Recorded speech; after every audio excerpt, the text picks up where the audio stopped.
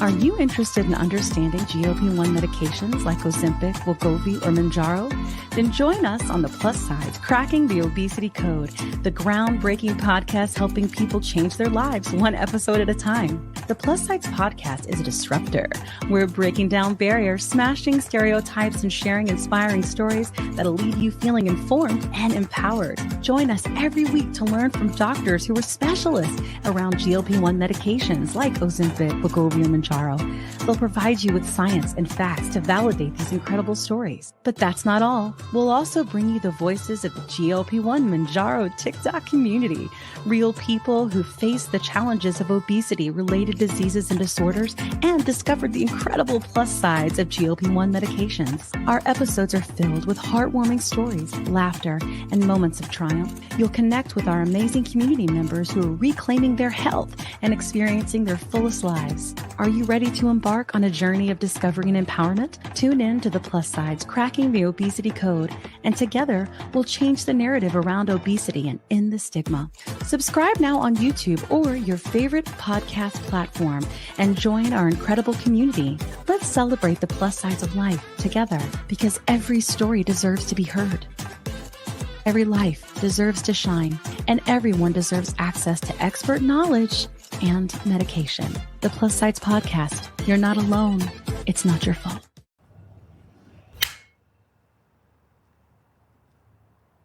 "20 seconds a week to lose 20% of your weight in a year with diet and exercise." That's the power of GLP-1s through Ro. Ro helps find the medication that's right for you, based on cost, availability, and your weight loss goals. Losing weight with GLP-1s is possible through Ro. Hey, GLP-1 Plus Sides community. Before we jump into the podcast, please take the time to leave us a 5-star review on whatever audio platform you're listening to the podcast on. Share your story and how the podcast has helped you. This will help us get referred up in the audio platform so that we can reach more people that need our help, our support, and guidance from our doctors. Help us get loud and change things. Welcome to the Plus Sides podcast. As you can see, if you're watching, which you should be, I know, I get it. Audio's all the things, but you're missing our faces. Go to YouTube. And, I have to ask you, because Sabrina will come at me if I don't. Please, if you're listening on the audio platforms, give us a 5-star review.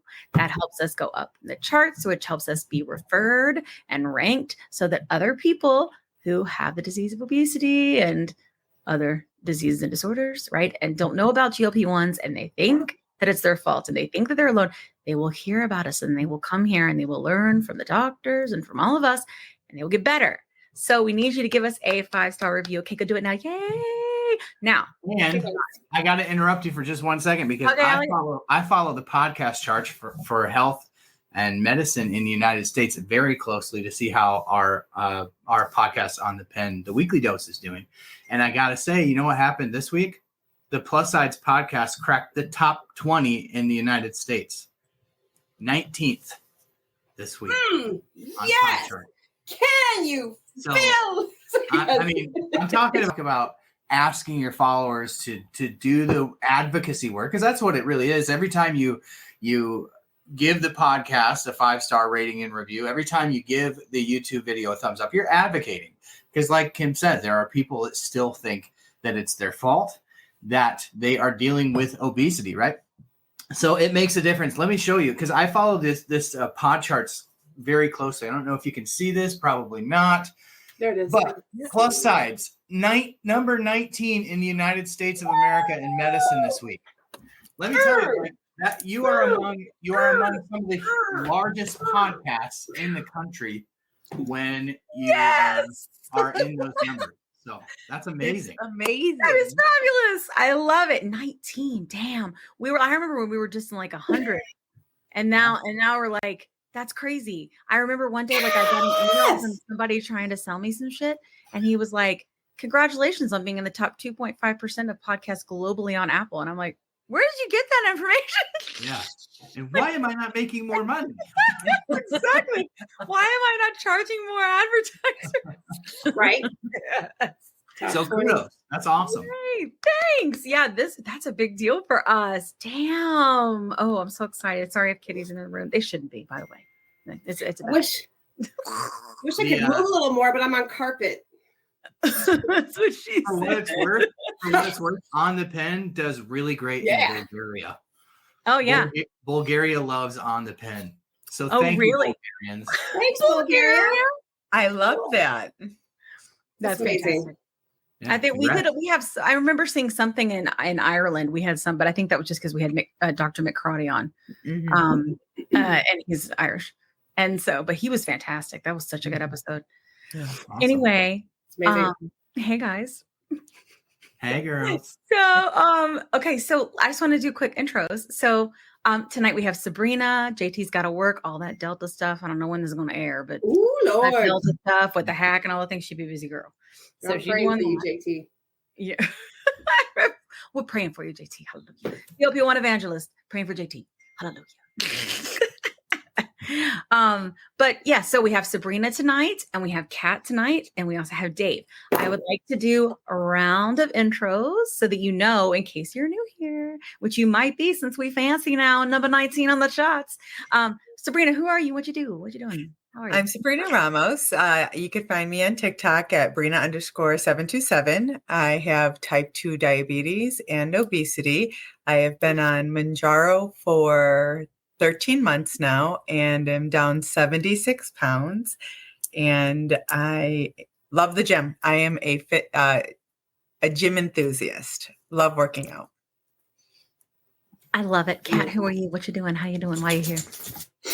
I'm Kat Carter 7, by the way, over there. I'm the TikTok. You can find me on the IGs as Mrs. Kat Carter. I probably should consolidate all my names, but I didn't have consolidated names before I started doing this podcast. So that's anyway. Right. Now you're number 19 on the charts. Charts hopping, baby. And I'm Kim Carlos. Yeah. This is the Plus Size Podcast. And I've lost 105 pounds on GLP-1 medications. It's taken me 2 years. I have hit many, many stalls. I am not an example of like the people who are like crazy responders and all the things, but the amount of like work I've done like mentally, and then I've been an advocate and I do this podcast and I do a lot on other socials to try to kind of spread, as Dave would say, the GLP-1 gospel. And it's not because we're like, weird drug pushers. You're a drug pusher. Is that what you are, Katie? If you know, you know, it's not like that. We just legitimately, it's changed our lives in many, many ways. Like some with weight, some with health, some with both. Like, I mean, that's the thing. It's like, I think that people are said sort of like akin to penicillin, like, but for obese people, and probably many other things too, because it helps with a lot of other things. So we talk about that here. What? I think it might be a little bit like New Jack City over here for me, because I'm like Pookie. I gotta get my drugs from a special man down the street. Kat. Definitely have the kids leave the room. And then we have our special guest tonight, which is Dave. Dave, who are you? What do you do? Why are you here? I am trying to figure out whether I'm the one that's dinging like crazy with the iMessages. So I think it's me. Is it okay? But I'm looking at I don't know what the deal is because I'm looking at my phone and it's not it, but I hear it. Yeah, maybe I know it's not my phone, but sorry, maybe it's my computer. I'm Team Android over here with no. It always seems to go nuts when I'm busy on here. That's when everybody seems to start texting. But I am Dave Knapp. I have a website called onthepen.com and a podcast called On the Pen, The Weekly Dose, and of course a Thursday night show called On the Pen Live. On the Pen, it's all about all the things pen, right? Wegovy, Saxenda, Victoza, Trulicity, Zepbound, Compound. That's what we talk about. And we talk a lot about the medications in terms of the news that goes on around these medications because I am a news nerd. We also talk about a lot of the pipeline medications that are out there because as many of us have found, we don't respond to the medication the same way. There's a definite spectrum of responders. And so some of us are really looking forward into the future for the medications that will better fit our needs metabolically, right? And so those are kind of the things that we talk about at On the Pen. I have been making content since I started a GLP-1. I started on Mounjaro for my type 2 diabetes, like Sabrina, back in 2022, in the fall of 2022. And that literally, when I picked up my box, was when I made my first video. And yeah, it's been quite a ride since then, for sure. Awesome. And then for those people that don't know, Dave was on our show in the first season, and we are now, by the time Dave airs, in season 4. Whoa. That It took me 3 real. seasons to get back. Sheesh. We've been busy, Dave, been and that's what we're going to talk busy. about. All the things that have happened, you know. Very, very busy. For those of you that don't know, so Dave came on the show then, and we just talked about his community story. I found his channel through a friend who was following him, and then she met me, and then we started the podcast, and then she was like, we should have Dave on our show, and I started following Dave, and Dave and I became good friends. Dave and I have been going through what it's like to be on this weird rocket ship. Now, I don't mean the medicine, I mean being advocates, and having shows about the medicines and the people that we've met and the lives that have been changed and the community that's been created. And Dave and I have been able to kind of go like through that together. And it's been such a blessing because nobody can understand this. Like it's, you know what I mean? And Dave can, and Dave has a family, as do I, and it gets complicated. And in the middle of all this, when I think he and I were both just like, let's do a thing and try to help some people, it kind of exploded, you know?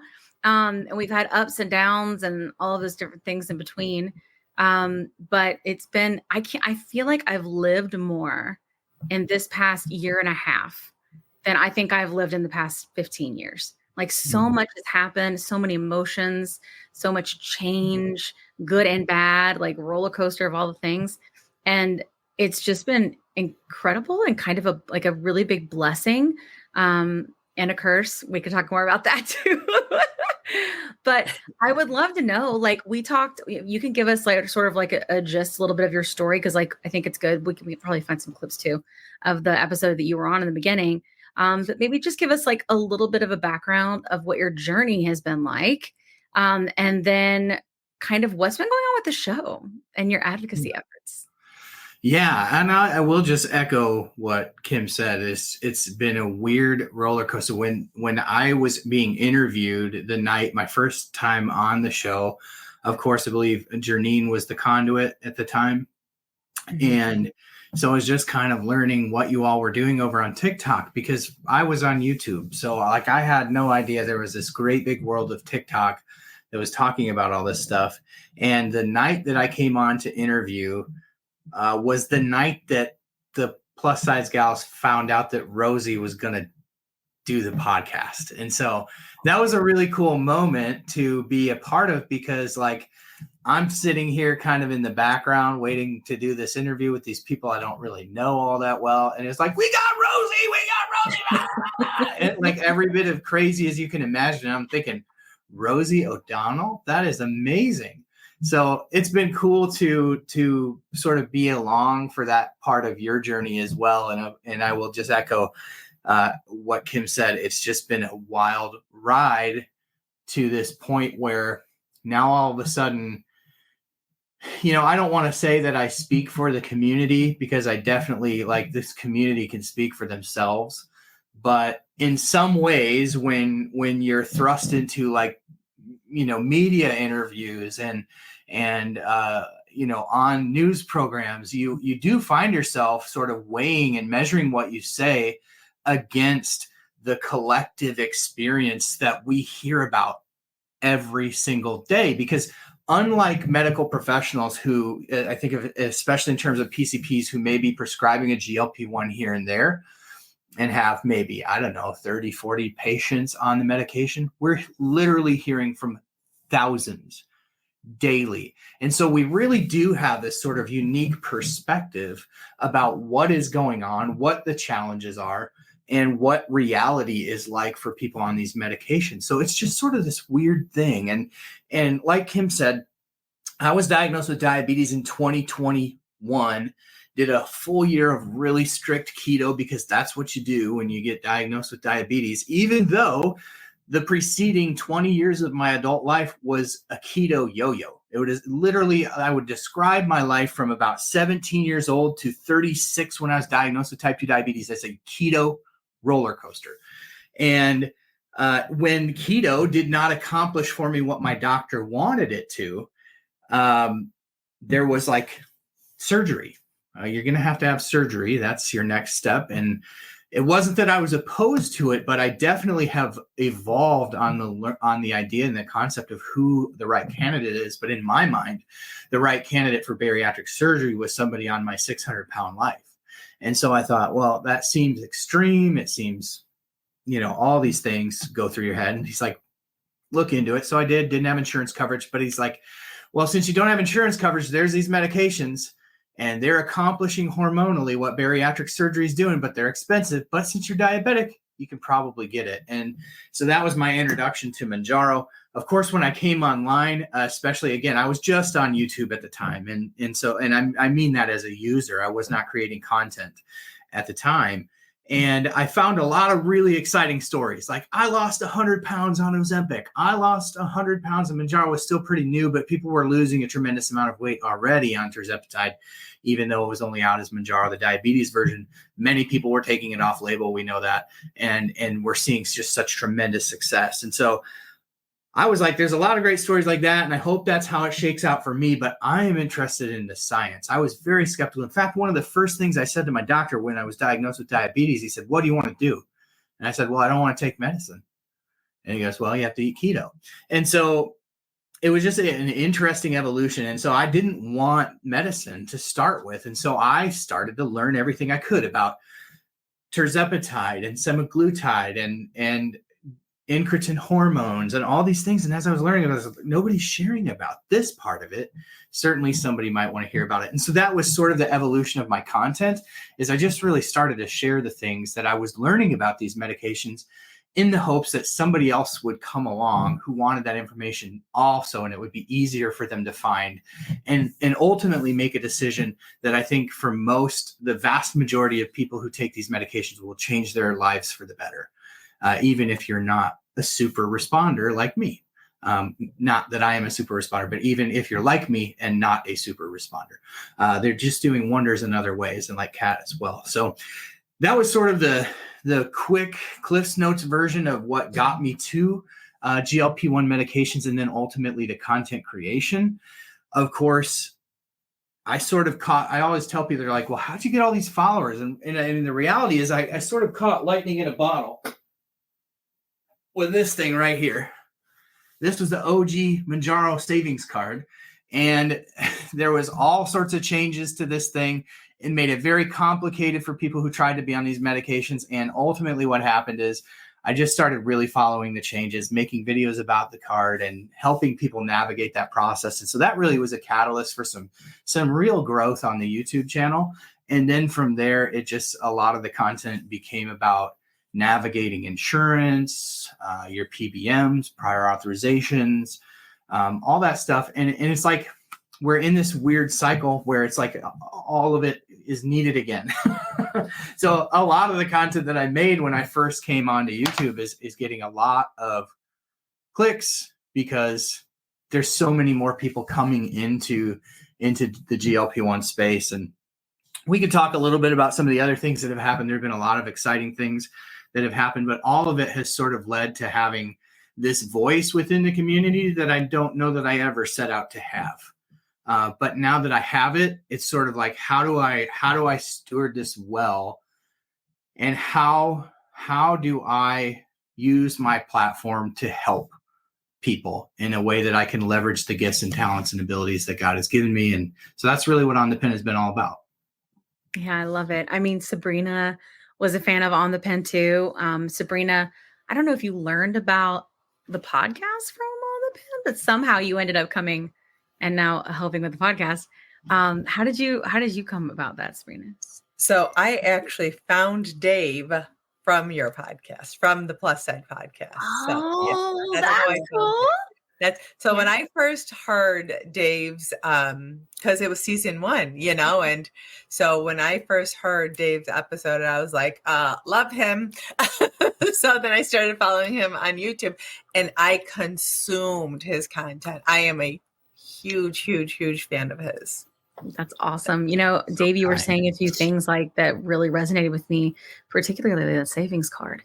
So when I started the medicine, I wasn't sharing, but I was following. And I didn't start creating until I switched to Ozempic. So when I was on Ozempic, because that was what my insurance would pay for, that was December 2022. And I decided it was November. Yeah, something like that. Maybe October. I don't know. 2022. And I had lost maybe 18 pounds at that point because I had started on Saxenda-Victoza. And and then all the shortages and all the things, and my insurance was like, we'll pay for Ozempic. And I was like, okay. So started taking that. And then I was like, well, other people are on Ozempic, and I found the Mounjaro community. And I had been following them when I was on Saxenda-Victoza. So I was like, okay, I think I'll start creating content. But I was actually just kind of talking about the mental and the emotional changes. I wasn't doing like a lot of people in the community kind of started with like weigh-in days and like shot days and things like that. But I felt like I also had something a little bit different to contribute because I also was not losing very fast. And I wouldn't have weeks where I would lose 1 and 2 pounds. And everybody that was creating very much seemed like the sort of standard, right? Like they're losing 1 and 2 pounds a week. And I would go some weeks where I'll be up 3 pounds and then I'll lose 6 pounds the next week. And it was just like, that was my body. And I was like, I don't want to be on the scale all the time. I don't want to talk about my starting weight.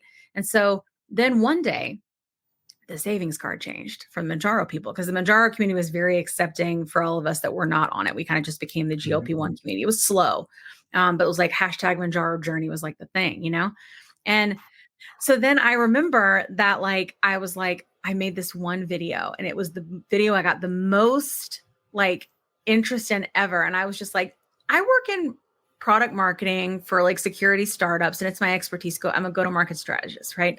And I was like, and I'm seeing some correlation with the savings card and the shortage and all this thing and kind of the strategy behind it. And I was like, and here's my opinion if you care. I was like, I don't know anything about any of this, but I'm just noticing these correlations. That video blew up. Now, but not blew up like my stuff blows up now, but blew up back then, right? That was when I became any kind of voice at all. And all I was doing was speculating. You know what I mean? That was it. And I much like you feel like, I didn't really mean to be in this position, but there's a certain, you have to honor it, right? Because I've always said from the beginning, and I'm very open about it on the show, that I'm just walking the path, right? This isn't I don't know what the hell's going on. I'm just walking the path and just trying to do the right things. And it's hard to know the right decisions to make. And it's very intense. I think people think that when you have this podcast that you just kind of show up and record and you just post it up. No, it's a tremendous amount of work and therefore time away from your family, and I know Dave and I both have, he has kids and I have one kid. And I think it's been a struggle, Dave. And I, again, I'm so thankful for our friendship, for us being able to share that, because you always give me insight that helps me make different choices. Right. And it's nice not to feel alone, so I'm really thankful for all of that, but it's interesting the path that's been laid out for sure, and then I think, since all of the stuff with the savings card, it's they made all these changes. And they just keep, like you said, they just keep making them again, right? And now we've got another savings card, and they changed it even more. And then we've also had Zepbound launch and all these different things, right? And it's only it keeps on giving from a content standpoint. So true. If you're living it, it's not quite the gift that. No, it's not. It's brutal. The shortage. I just got a call right before the episode, and they were like, "We have your 12.5." I'm like, "Oh, huzzah!" That's great news. It's like the lottery. Yeah, I know. I remember back in the day when I used to be able to get 3 months at a time from mail order. Those days are dead now. Oh yeah. Those days are over. Yeah. Yeah.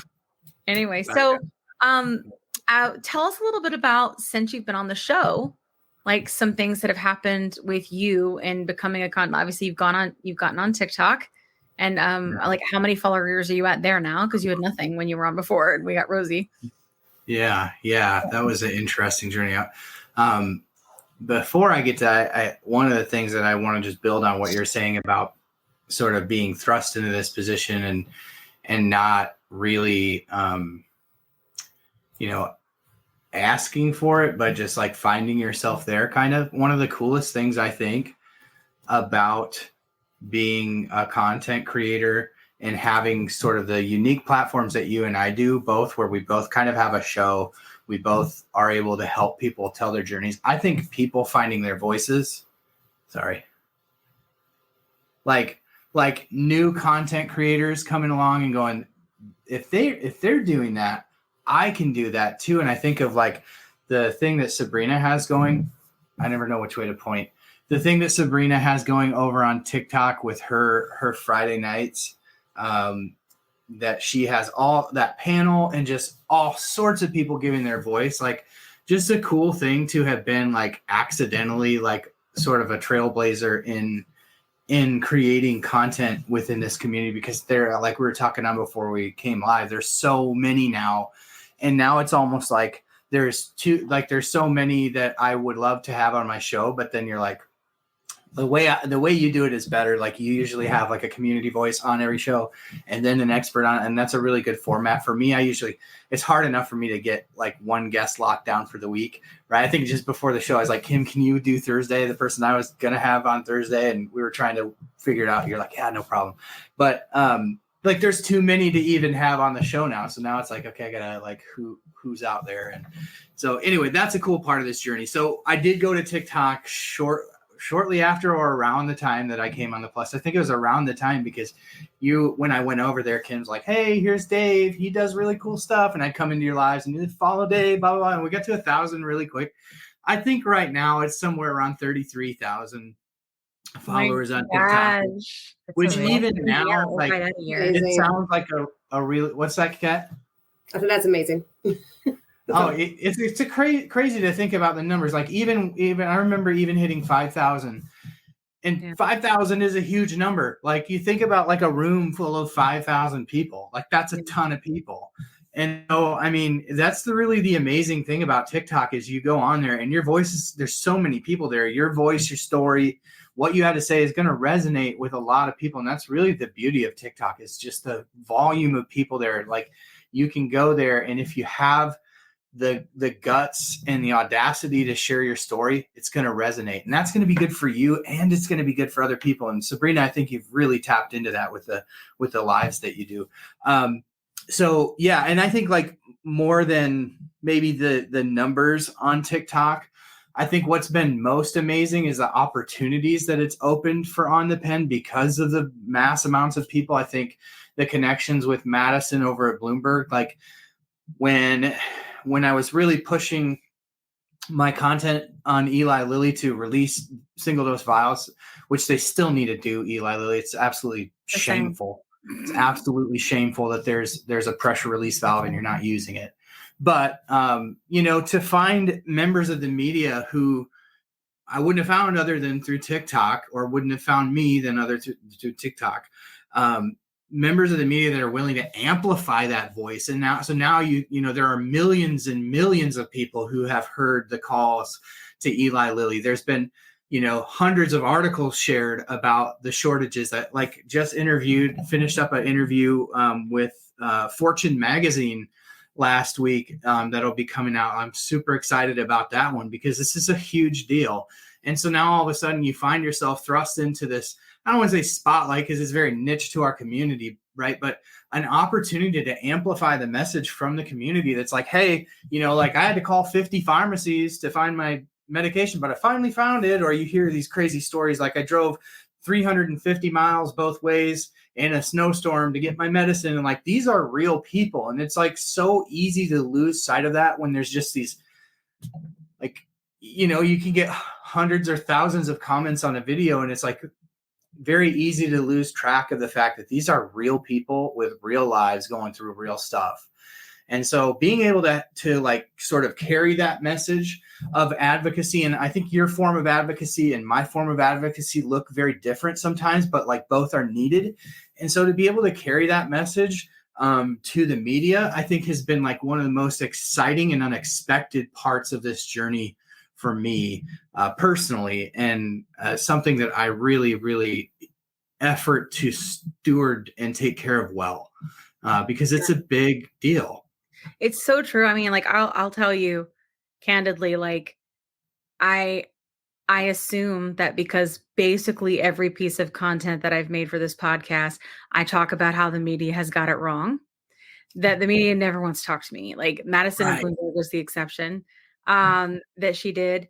And then out of nowhere, and I'm just going to talk about it now because I can, out of nowhere, I got a call from CNN that wanted me to come on the Anderson Cooper Real Story to talk about the podcast and what we're doing with the podcast.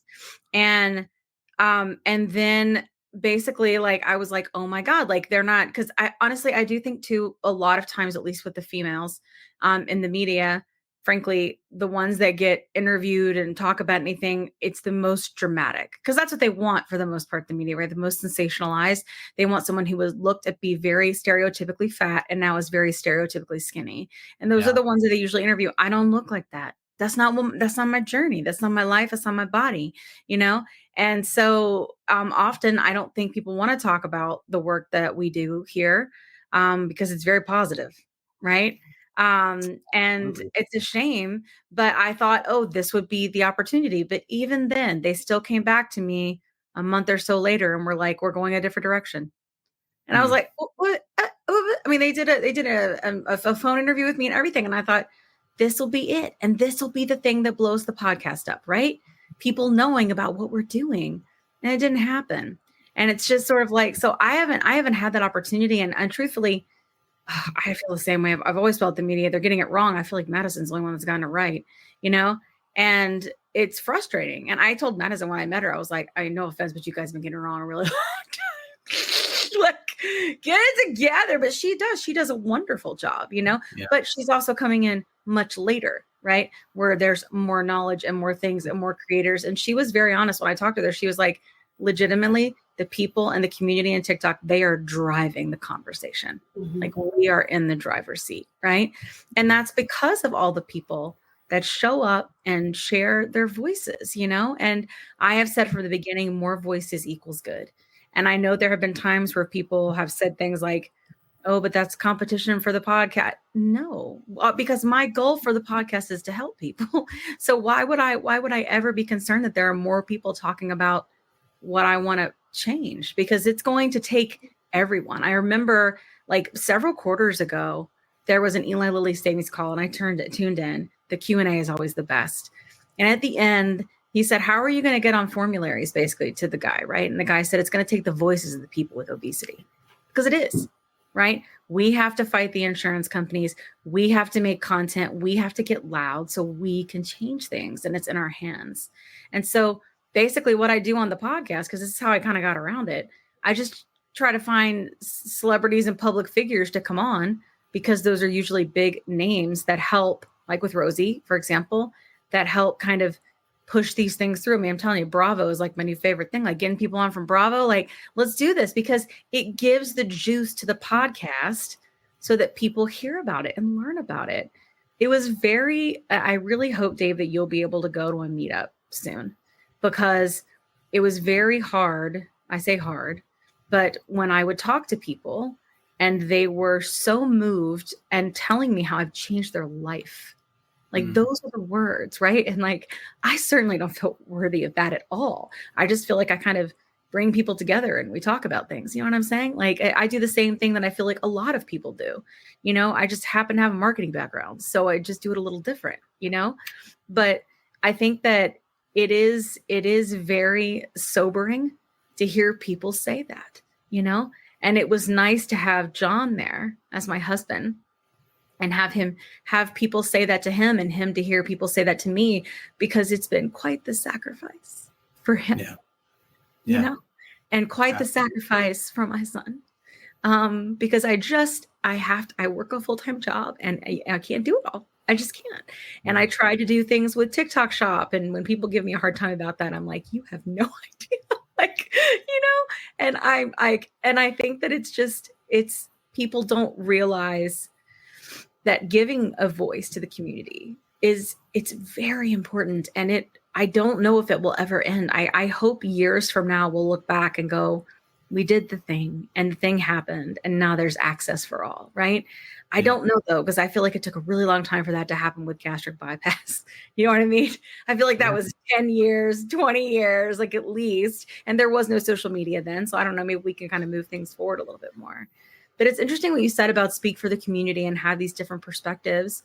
You know, I remember when I met Sina for the first time. So for those of you that don't know, because I'm a go-to-market strategist, I was a strategist for Fridays when they launched their telehealth and helped bring them in the community and help them with messaging and positioning and telling them what we needed, right, as a community. So I think for me, like something that's been rewarding, if not being able to be sort of influence the media or the voice that way, being able to be a part in a couple opportunities recently, where I've been able to help shape how our people will be treated in healthcare, just with the perspective that I have, has been probably my favorite thing. Food has definitely been a very dominant voice in my head. That's not the main focus anymore. Dieting, exercising, and adding GLP-1s through Row is a game changer. I have such a sense of mental freedom since I started with Row. Food no longer controls my thoughts. Family time used to revolve around food, and now it revolves around what we're gonna go do together.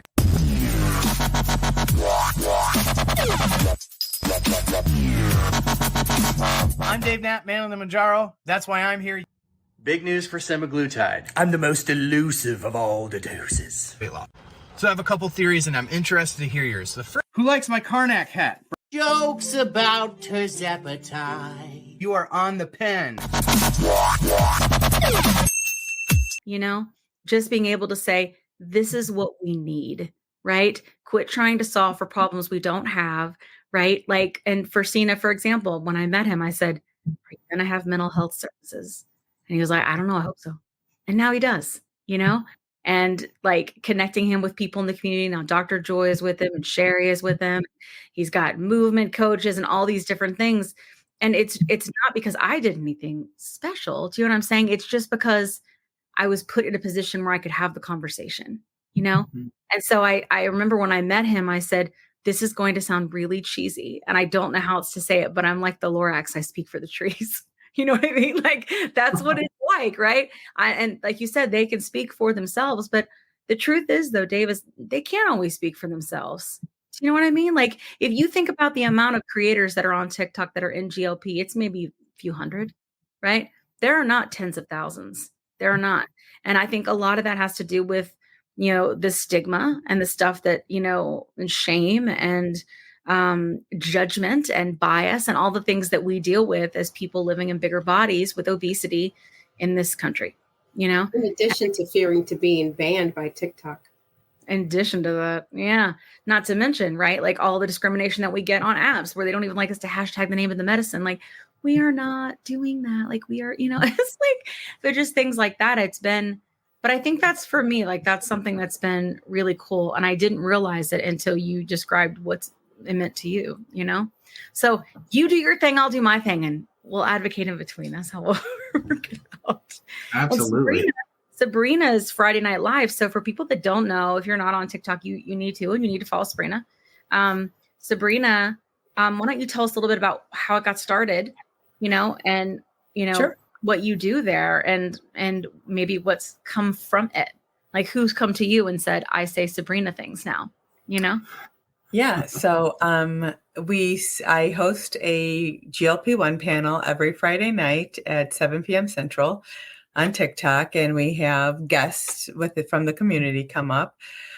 I believe that people who have existed in a larger body, you know, like people who are obese, or we have a lot of trauma. We're carrying around a lot of stuff, you know, and just from friends or family or just existing in a larger body. And I feel like we should have a safe space where we can connect and share and just kind of unload some of that. And that's kind of what we do. We just kind of talk about our journeys. And it's very powerful. It's therapeutic and healing. And at least I get 5 messages after every single live, and people are like, thank you so much for creating a safe space. So it's I love it's it. really become a very big part of who I am. I absolutely love it. It's weird how this becomes part of who you are, you know? Yeah, Yeah. like you can't imagine a life without it. But it's also, I don't think people understand the weight. I don't think they understand.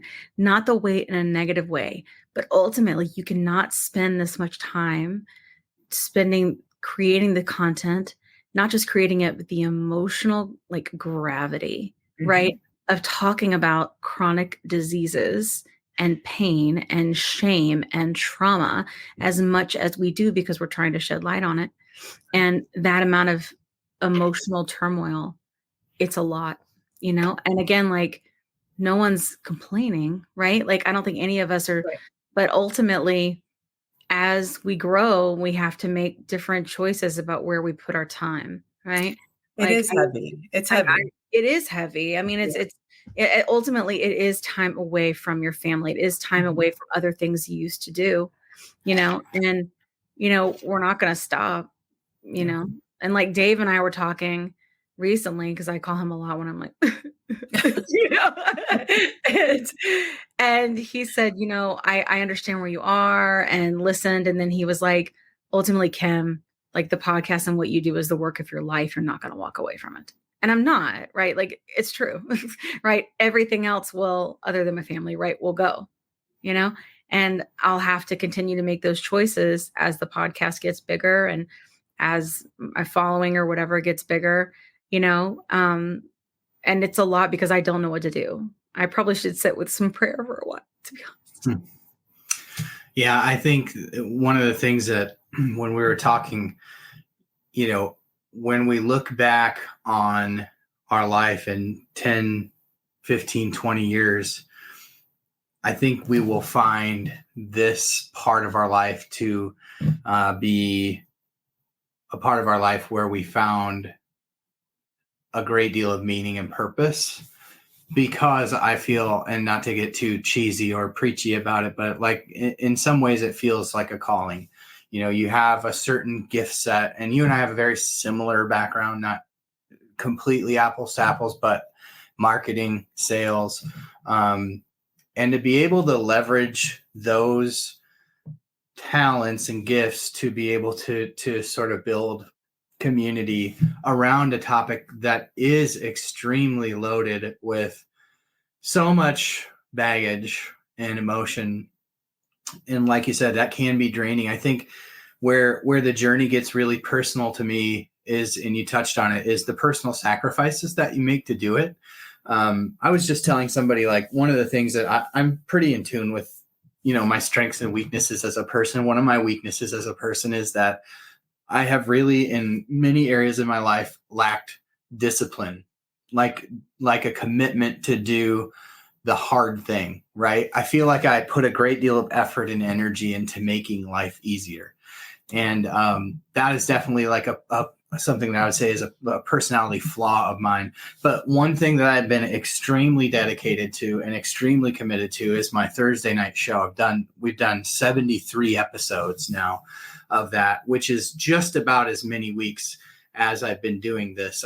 I started it maybe 2 months into my journey into content creation, but every single week. And like that, like you were talking about having John at the meetup and, you know, getting emotional about the sacrifice that John has made, and that, you know, it's been to your son as well, to not have mommy always there, or even, and sometimes it's not even there because you're filming, but you're mentally there, or you're trying to think about the next move. And my family, same way, right?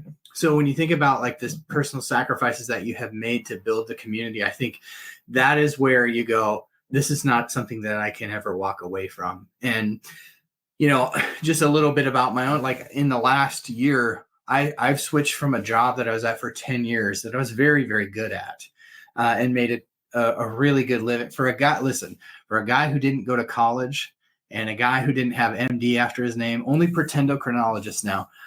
but no MD, no lawyer title, no fancy lawyer title. I was making good money too, but I've walked away from that. I've actually switched my job twice in the last year to better accommodate this. Not only this, right? That just makes it sound like, well, it's just all in on this thing. To better accommodate this so that I can be not just better at this, because I'm very happy with where we're at On the Pen, but to be a better dad and a better husband in the process. Because for me, that's where I was, and we talked about this a little bit, Kim, but that's where I was sort of getting it all wrong. Like, I wasn't taking care of my own health the way that I could be. I wasn't taking care of my family the way that I could be.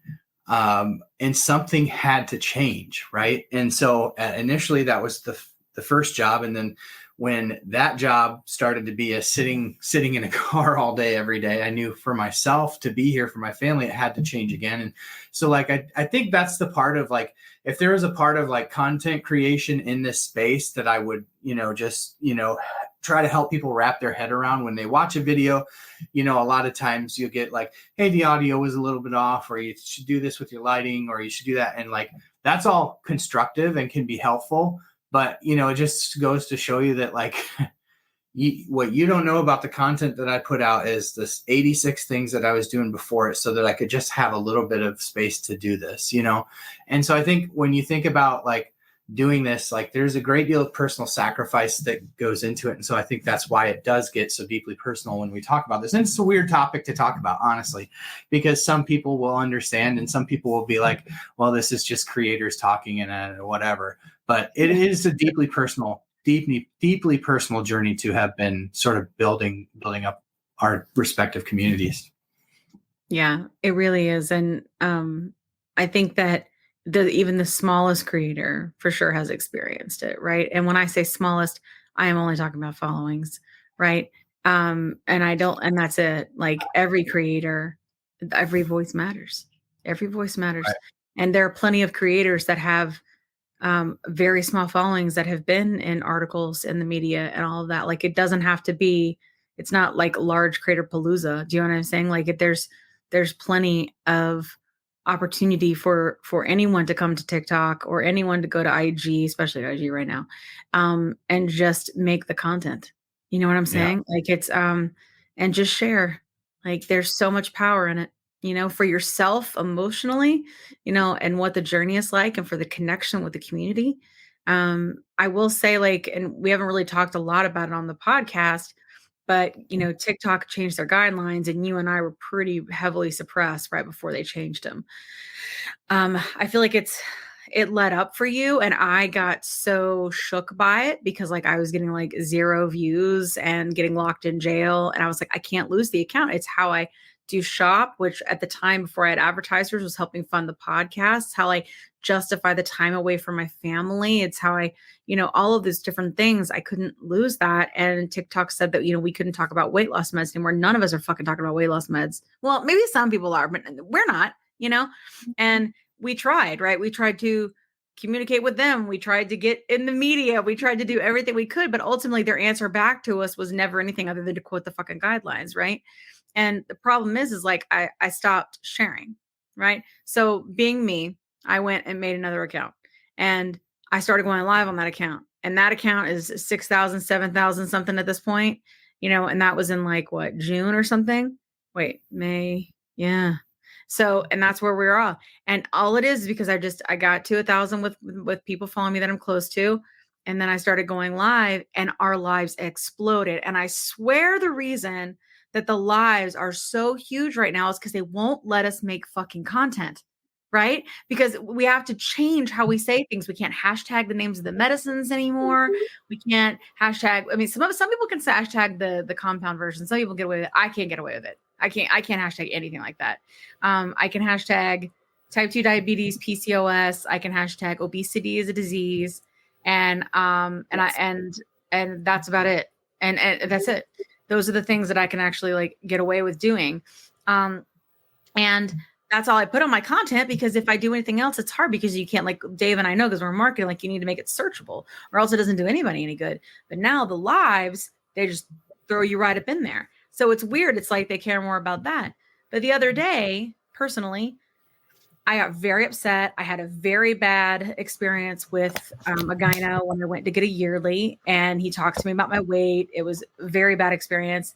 And I went to go make content about it, which is what I would normally do on this journey from the very beginning, which is I bled on this app, right? Before it became a thing and before I had like a brand and all this other stuff, right? I bled on this app. I let it all out. There was no filter. And I've always said the hard things, and I will always say the hard things, but I felt like over the past couple of months, I haven't been able to. So I haven't been able to honor, like we talked about, Dave, in the beginning, why 57,000 people chose to follow me, right? I haven't been able to honor that because I couldn't make the content there, and they for sure weren't over there. All those people over there that's on my other account, those are new people. I met them in lives. They're brand new people, right? And then all the other people that are over that chose when we were in the thick of it to support me and to follow me and all those different things, I've been disconnected because I haven't been able to say it there. And I felt very like stifled and all of that. But my point being, when I went to go make that content, I forgot to toggle to my backup account and I made it on my main account, and I said everything, all the words we're not supposed to say, and it went viral. And I was so terrified, but excited. And I'll tell you the reason it is because all the people that I have not seen communicate on any of my posts in the past, 2 or 3 months or whatever it's been now, 3 months, right? All of a sudden swarmed. And they haven't seen me in forever. They haven't seen any of my content in forever. And I felt supported by my community again. And I think a lot of times people think that when you're a creator, when you've been on the journey a long time, or if you go to maintenance or whatever it is, that you've got it figured out. You know what I mean? No, I don't have it figured out. I don't have it figured out, like, at all. And it was so nice to feel, because I have been struggling with the mental health of not having that. I think that we forget too, it's not just about the bigger picture and the voice and all of the things that we're trying to do. It's also about the journey, right? It's also about Sabrina's lives, right? Where we're talking about the mental piece of it, right? And there's so much work to be done there. And many people, I think, don't do it.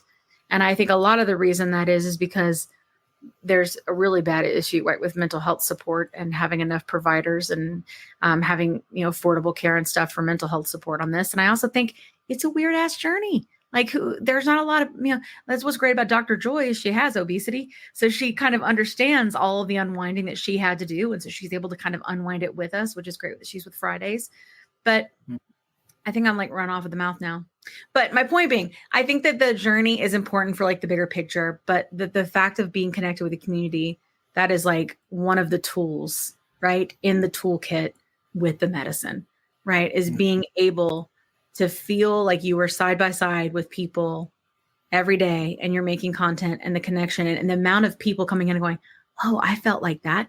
Oh, I felt like that. Oh, that's special, because so much of obesity is being alone, and being outcasted and all of those different things. So it's weird the way it's all happened. I can't, and lately I just kept making content. I'm still doing it. Like I'm making GOP content, and until I get caught, like, I don't know, like, because I really think they really pegged my ass early, Dave, because I was DMF Kim on Mounjaro Zepbound. So I was like all the SEO stuff, like if you search Mounjaro Zepbound on TikTok, I was going to come up, and I think that just when the algorithm shifted, I was just caught right up in that web, but somehow something released and I've been able to make content again. I feel like there's something that within a niche in a certain hashtag grouping, I feel like there's something algorithmically over there that is cyclical. I definitely experience it. And it seems to go in spurts of like 2 months. I'll have 2 months of just and it doesn't matter because I follow very closely. When I create content over there, I am very much creating content to sort of increase the engagement that TikTok seems to reward. And that would be the duration that somebody views a video. We're getting into the nerdery of content creation now, but the duration that somebody views a video and the percentage of people that view it to the end. And of course, the longer your video is, the harder it is to get that percentage of people that watch it to the end, because people on TikTok have a very short attention span. on the app at least. And so it doesn't, like, some of my best videos that I've done over the course of the last 6 months have been, you know, super, super, super high engagement, super high percentage of watch. But, you know, if they hit during the wrong time, they don't go anywhere. And that's what frustrates me about that, as I can't quite crack the code over there as to what's going to work and what's not, because nothing has really ever been the same since they started really cracking down on my account personally. When I started going into quarantines, because I went for the better part of a year without any of that. I came to TikTok during the great banana of this time last year, and I was completely unaffected by it. I think it's because I was new and I didn't have a whole book of content to sort of have the algorithm pick me up. But once it started hitting me, it feels like it's kind of never been the same. But again, I think the beauty of TikTok is that there's so many people there. And when you talked earlier about, certain people in the community needing that voice, I would definitely agree. But I think that part of the beauty of what has happened, especially over on TikTok, and now you're seeing it on YouTube as well, is that people are finding their voice. More and more people are finding their way through trauma. And I think that's really one of the things that the plus sides has done really uniquely well, is to create an environment. And you all have, like Kat, Sabrina, TJ, Kim, you all have your own unique way of doing it, but you all have a vibe about you that people feel like they can come and they can just like let it out. And I think that's really unique to this community specifically. And I think what sort of the magic is behind the plus sides is that people can come here and just feel safe to like let out their trauma. And I know even myself as a dude, like I bet your demographics don't have a ton of dudes. Mine don't either. But, even some of the things that you've said here, I was like, Kim, it wasn't until you said it's not your fault. And I really started thinking about how that worked with all the science, and that I really understood. That's the way I've been felt to believe my whole life, is that the issues that I'm dealing with are my fault. And now I know the science, right? But I still wrestle with the self-talk of, why'd you just do that? Why'd you just eat that? And then the reality is, it's just such, you said earlier, unwiring. There's just so much unwiring that has to happen because of the way that we've been programmed, whether it's from diet culture. And I've always loved the way that you talk about diet culture. You were the first person that I really heard talk about diet culture in the way that you do, and just how toxic it really is. And, not to plug my own stuff, but I'm gonna, because it's what I'm living right now. So about a month and a half ago, I started writing a book, and now that I've changed jobs, I've had more time to focus on it. And I saw a video where you're making one as well, and you're kind of going through your own story. And that has been like what this last month has been to me, to go through and just to write my story down on paper. There's a quote that, like, how do I know what I think until I write? And that's definitely how I am. And I'm putting these words on paper, and then I'm going back and I'm proofing them, and I'm rewriting and going back. And then as I read it all and see it come together and read my own story, I go,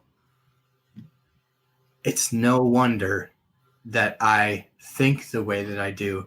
It's no wonder I had to unwire all that. I was programmed from a young age to believe that my avoidance of carbohydrates was going to make me socially, physically appealing to the outside world. And when that broke in 2021, and I was given a diabetes diagnosis, I didn't know what to do.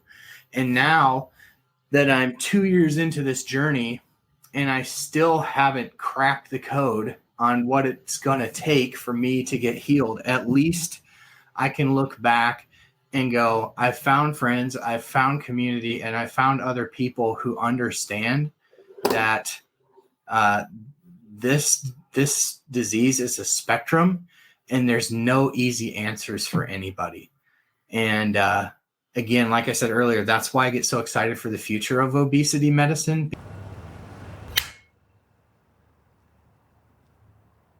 "20 seconds a week to lose 20% of your weight in a year with diet and exercise." That's the power of GLP-1s through Ro.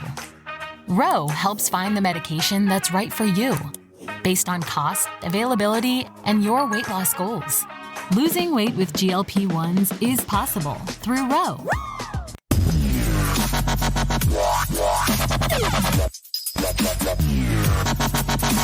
I'm Dave Knapp, man on the Mounjaro. That's why I'm here. Big news for semaglutide. I'm the most elusive of all the doses. So I have a couple theories, and I'm interested to hear yours. The first, who likes my Karnak hat?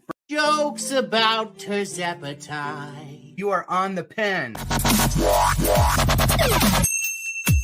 Hey Plus Siders, we're so glad that you were able to tune in for part 1 of the episode. Part 2 will be posted next week. We look forward to seeing you then. Have a great week, and remember, you're not alone. It's not